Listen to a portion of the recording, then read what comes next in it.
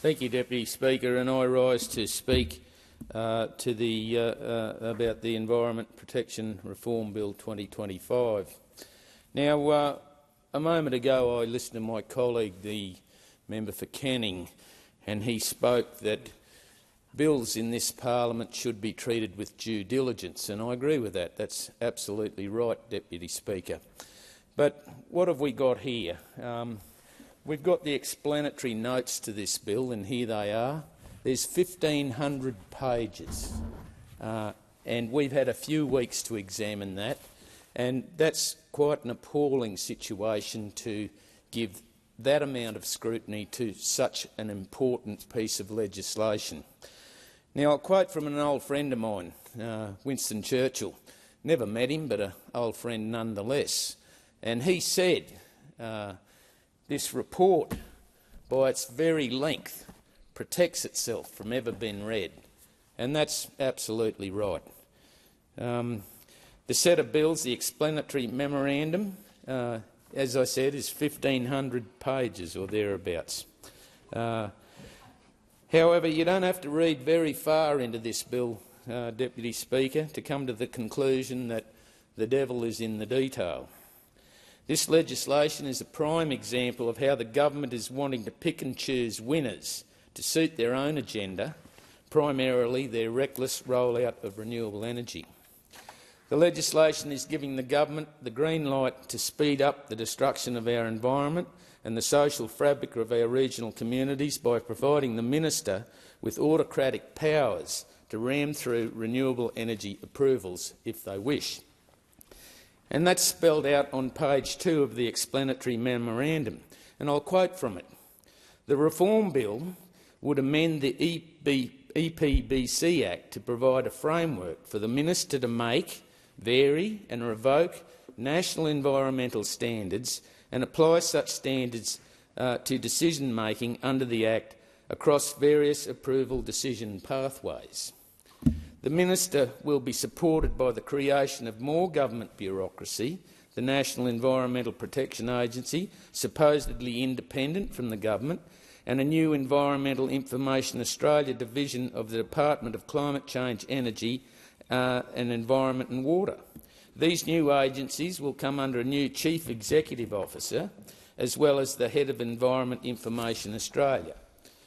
With all of this added bureaucracy, costed at $121 million for the NEPA and the additional $51.5 million for HEIA over the next 4 years.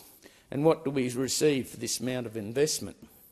We can see from the legislation that the minister already intends to use this as a political weapon by not allowing the construction of nuclear fuel fabrication plants, a nuclear power plant, an enrichment plant or a processing facility. Shouldn't the EBPC have a policy focused on agnostic energy and not ideology? Political policy that supports and protects our Australian environment, our unique plants, animals and their habitats. Page 3 of the explanatory memorandum mentions that projects with unacceptable impacts on nationally protected matters cannot be approved. Well, will the minister please outline what he deems as an unacceptable risk? This is subjective wording that does not provide clear guidance of what it actually means. Does it mean halting and shutting down job-creating industries like the coal and gas projects? Let's take a look at our nation's wealth and what has built the foundations of our great country. What has allowed us to support our education systems, our hospitals, our roads and other critical infrastructure? Where does that money come from? It's mining royalties, the natural resources and other critical industries that line the government's pockets. In the 2023-24 financial year, the Australian mining companies paid approximately $59.4 billion in taxes and royalties. These are the industries that will be severely impacted by these environmental law reforms cooked up by the left faction of the Labor Party. Without transparency around these unacceptable impact definitions, our blue-collar industries cannot commit to continue to support jobs and the growth of Australian regions. On page 3 and 4, it quickly becomes clear that the government plans to expand bureaucracy and green regulations for the industries that they don't support, while giving the Environment Minister the power to speed any renewable project through without proper investigation. In my electorate of Flynn, the Moonlight Range wind farm project, approximately 40 kilometres from Rockhampton, was cancelled in May of this year by the Queensland Government. If approved, the project was set to clear over 740 hectares of remnant regrowth vegetation, key to vulnerable and threatened species, including koalas, powerful owls, the greater glider. There are of concern ecosystems identified, including an extremely large area of ancient cycads that have lived in the disturbance area for hundreds of years.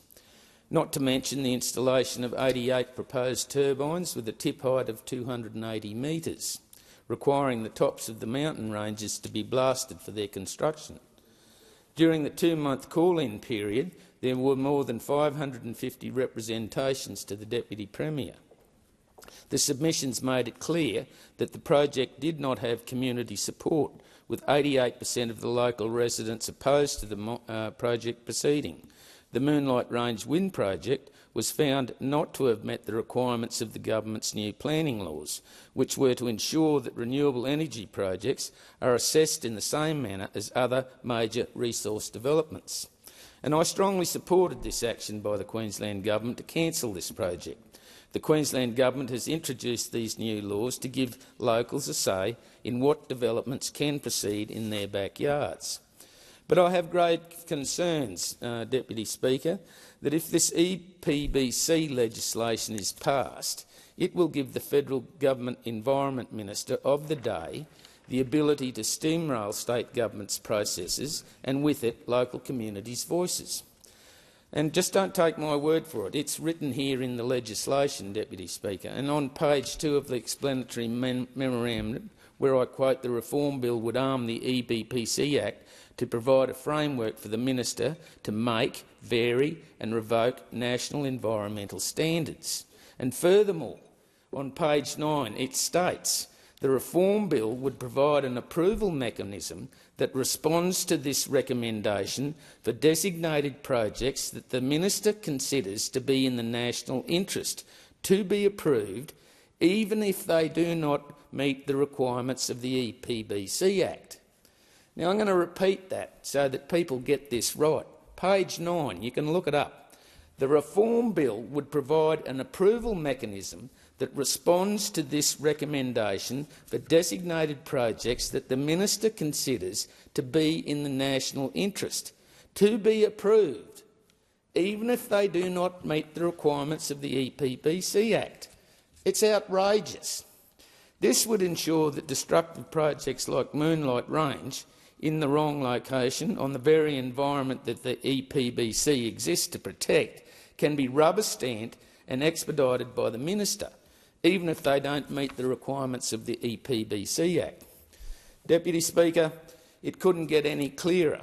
If the Minister thinks that it's in the national interest and the Labor government's reckless renewables only plan comes to mind, then there will be no way to stop a project that does not meet the requirements of the EPBC Act. This is the intent of this bill, unfortunately. And this should be a red flag for the Greens and the Teals, who want to save the planet at all costs. These are the costs that the EPBC will be able to turn a blind eye to. The Minister can approve any project, regardless of our protected matters or matters of national environmental significance. This package of bills also requires HEIA to create a public environment data portal. Now, I'd assume that this might be a new website that would list useful environmental information.